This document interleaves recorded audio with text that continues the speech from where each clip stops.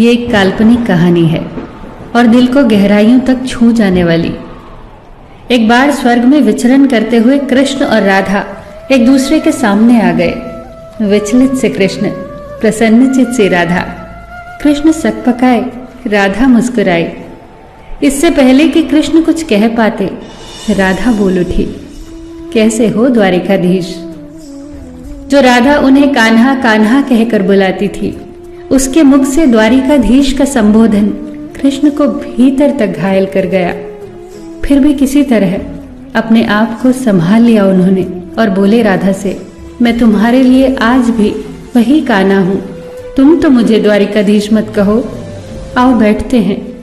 कुछ मैं अपनी कहता हूं, कुछ तुम अपनी सुनाओ। सच कहूं राधा, जब जब भी तुम्हारी याद आती थी, इन आंखों से आंसुओं की बूंदें निकल आती थी। राधा बोली, मेरे साथ ऐसा कुछ नहीं हुआ। न तुम्हारी याद आई, न आंखों से आंसू बहा, क्योंकि हम कभी तुम्हें भूले ही कहाँ थे। जो तुम याद आते, इन आंखों में तो सदा तुम ही थे। कहीं आंसुओं के साथ निकल न जाओ, इसलिए रोते भी नहीं थे। कान्हा, प्रेम से अलग होने पर तुमने क्या खोया, इसका एक आईना दिखाऊं तुम्हें। कुछ कड़वे सच प्रश्न सुन पाओ तो सुनाऊं। कभी सोचा है इस तरक्की में तुम कितने पिछड़ गए। यमुना के मीठे पानी से जिंदगी की शुरुआत की और समुद्र के खारे पानी तक पहुंच गए।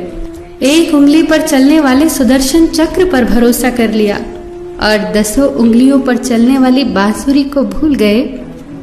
कान्हा, जब तुम प्रेम से जुड़े थे तो जो उंगली गोवर्धन पर्वत उठाकर लोगों को विनाश से बचाती थी, प्रेम से अलग होने पर वही उंगली क्या क्या रंग दिखाने लगी।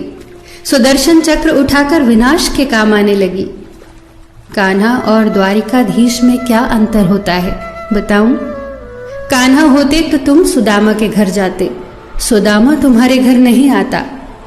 युद्ध में और प्रेम में यही तो फर्क होता है। युद्ध में आप मिटाकर जीतते हैं और प्रेम में आप मिटकर जीतते हैं। कान्हा, प्रेम में डूबा हुआ इंसान दुखी तो रह सकता है, पर किसी को दुखी नहीं कर सकता। आप तो कई कलाओं के स्वामी हो, स्वप्न दूरदृष्टा हो, गीता जैसे ग्रंथ के दाता हो, पर आपने ये क्या निर्णय लिया? आपने अपनी पूरी सेना कौरवों को सौंप दी और अपने आप को पांडवों के साथ कर लिया।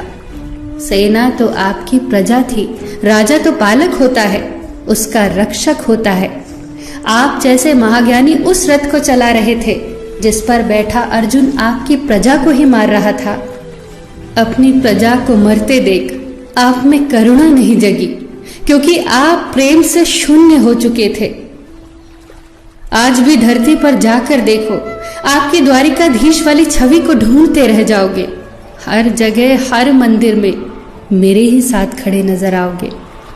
मैं जानती हूं कान्हा, लोग गीता के ज्ञान की बात करते हैं, उसके महत्व की बात करते हैं, पर धरती के लोग युद्ध वाले द्वारिकाधीश पर नहीं, प्रेम वाले कान्हा पर भरोसा करते हैं। गीता में मेरा दूर दूर तक नाम नहीं है, पर आज भी लोग उसके समापन पर राधे राधे कहते हैं। ये कहानी काल्पनिक जरूर है, पर इसके भीतर छिपी सीख बहुत महत्वपूर्ण है। श्री कृष्ण के पास कभी किसी प्रश्न का उत्तर ना हो, ऐसा तो हो ही नहीं सकता, परंतु राधा द्वारा लगाए गए प्रश्न चिन्हों पर कान्हा मौन रहे। यही तो है प्रेम में समर्पण का भाव। पराक्रम में हमें हर किसी को हराना होता है, तब भी हम जीत कर भी हार जाते हैं, परंतु प्रेम में एक ही कईयों का दिल जीत लेता है। सही कहा है कि छोटी सी उंगली पर पूरा गोवर्धन पर्वत उठाने वाले भगवान श्री कृष्ण छोटी सी बांसुरी को दोनों हाथों से पकड़ते थे। फिर मिलेंगे दोस्तों अगली कहानी के साथ।